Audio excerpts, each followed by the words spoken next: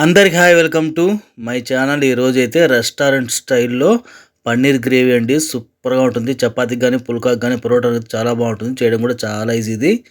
ఇంకెందుకు ఆలస్యం, వచ్చేయండి మన రెసిపీలోకి.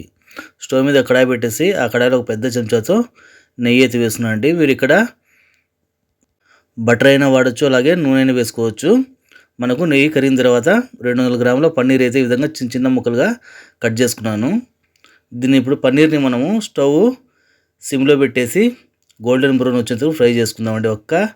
5 నిమిషాలు స్టవ్ అయితే మొత్తం సిమ్లో పెట్టేసాం. చూసారు కదా, మన పన్నీర్ అనేది మంచి కలర్ అయితే వచ్చేసింది 4 పక్కల. ఇప్పుడు దీన్ని ఒక బౌల్ అయితే తీసేద్దాం మనము.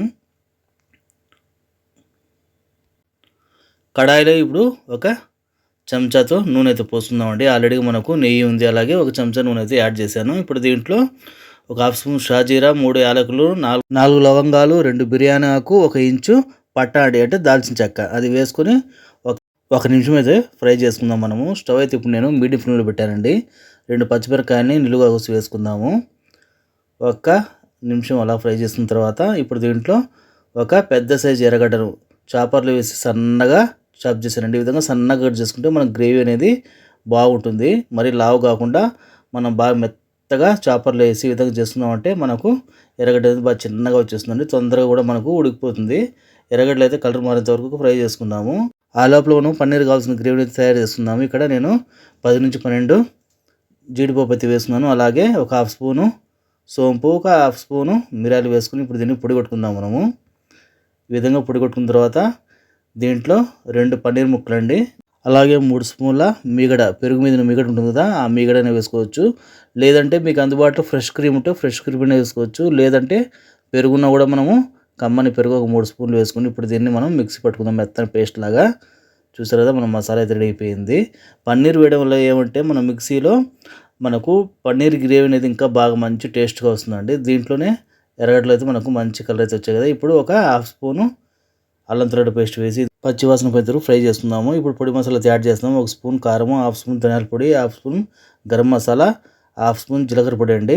ఇది వేసి మనకు ఒక 2 నిమిషాలు అయితే అలా ఫ్రై చేసుకుందాము. మంచి అరోమా ఫ్లేవర్ అయితే వస్తుంది. పొడి మసాలా వేసిన తర్వాత ఎక్కువసేపు ఫ్రై చేయకూడదండి. జస్ట్ ఒక 2 నిమిషాలు అలా ఫ్రై చేసి ఇప్పుడు దీంట్లో ఒక పెద్ద టమాటాను చాపర్లో వేసి మెత్తగా అయితే ఈ విధంగా చేశాను. మీరు మిక్స్ అయినా పట్టుకోవచ్చండి. దాని టమాటా పేస్ట్ అయినా వేయచ్చు. టమాటా వేసిన తర్వాత మసాలాను 1 నిమిషం అలాగా ఫ్రై చేసుకుందాం మనము. ఎందుకంటే మసాలాలు వేసాం కదా, పొడి మసాలా మొత్తం బాగా మిక్స్ అయిపోతుంది. అలాగే కొద్దిగా పసుపు అయితే వేసుకుందాము. రుచికి తగ్గ ఉప్పు అయితే వేసుకొని మసాలా మొత్తం బాగా కలుపుకుందాం మనము. టమాటాలు కూడా పచ్చివాసన పోయేంత వరకు ఒక 2 నిమిషాలు అలా ఫ్రై చేసుకుందాము. స్టవ్ అయితే నేను మీడియం ఫ్లేమ్లో పెట్టానండి. ఇప్పుడు మనం మిక్సీ పట్టుకున్న మసాలా ఉంది కదా, కాజు పేస్ట్, ఆ మసాలా మొత్తం అయితే ఇందులో వేసేద్దాం మనము. వేసిన తర్వాత బాగా మసాలా మొత్తం బాగా మిక్స్ అయ్యేలాగా మనం కలుపుకుందాము. ఈ మసాలా వేసిన తర్వాత స్టవ్ అయితే పూర్తిగా సిమ్లో పెట్టేసారండి. సిమ్లో పెట్టేసి మనము 5 నుంచి 8 నిమిషాలు అయితే మసాలాను బాగా ఫ్రై చేసుకుందాము. ఇలా చేయడం వల్ల ఏమంటే గ్రేవీలో థిక్నెస్ వస్తుంది, అలాగే మంచి ఫ్లేవర్ కూడా వస్తుంది మనకు. చూసారు కదా, మన మసాలా అనేది నూనె వదిలి బాగా గట్టిపడింది. ఈ విధంగా బాగా మనం 5 నుంచి 8 నిమిషాలు కలుపుకున్నామంటే మనం మసాలా అనేది కరెక్ట్గా పర్ఫెక్ట్గా వస్తుంది గ్రేవీ అనేది. ఇప్పుడు దీంట్లో జీడిపప్పు మసాలా మనం పేస్ట్ పెట్టాం కదా, దాంట్లో జార్లో మనకు కొద్దిగా నీళ్ళు పోసుకుని అయితే పోసుకుని మనకి ఎంత క్వాంటిటీ కావాలనేది గ్రేవీ అనేది. స్టవ్ అయితే ఈ స్టేజ్లో ఉన్నప్పుడు మీడియం ఫ్లేమ్లో పెట్టుకొని మనం ఫ్రై చేసి పెట్టుకున్న పన్నీర్ ముక్కలు ఉన్నాయి కదా, ఆ పన్నీర్ ముక్కలను వేసేసి మొత్తం మన మసాలాలో బాగా పన్నీర్ ముక్కలు మిక్స్ అయ్యేలా కలుపుకోవాలి. స్టవ్ అయితే ఇప్పుడు మీడియం ఫ్లేమ్లో పెట్టుకున్నామంటే మన పన్నీర్ ముక్కలు మన మసాలా అనేది బాగా పడుతుందండి, బాగా ఊరుతుంది. 5 నిమిషాలు అయితే మూత పెట్టేద్దాం మనము. 5 నిమిషాల తర్వాత మళ్ళీ ఇంకోసారి తీసి మనము మసాలాను అయితే బాగా కలుపుకుందాము.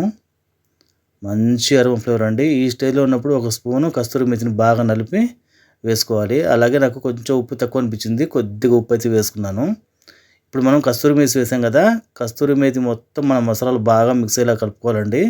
ఎందుకంటే కస్తూరి మేతి వల్ల కూడా మనకు మంచి ఫ్లేవర్ అనేది వస్తుంది మన గ్రేవీలో. సేమ్ రెస్టారెంట్లో మనం వెళ్ళినప్పుడు ఎలాంటి స్మెల్ టేస్ట్ ఉంటుందో సేమ్ అదే విధంగా ఉంటుందండి మన పన్నీర్ గ్రేవీ అనేది. ఒక 2 నిమిషాలు ఉడకపెట్టేద్దాము.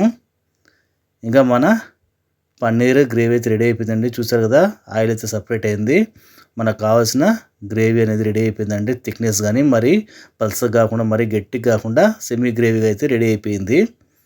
ఇది చపాతీకి కానీ పుల్కాకి కానీ రోటీకి కానీ పరోటాకి కానీ సూపర్గా ఉంటుంది. గీ రైస్ కూడా చాలా బాగుంటుందండి. ఇప్పుడు నేనైతే ప్లేట్ చేసేద్దాము.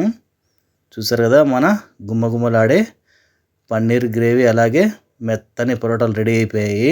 ఈ రెండింటి కాంబినేషన్ చాలా బాగుంటుందండి.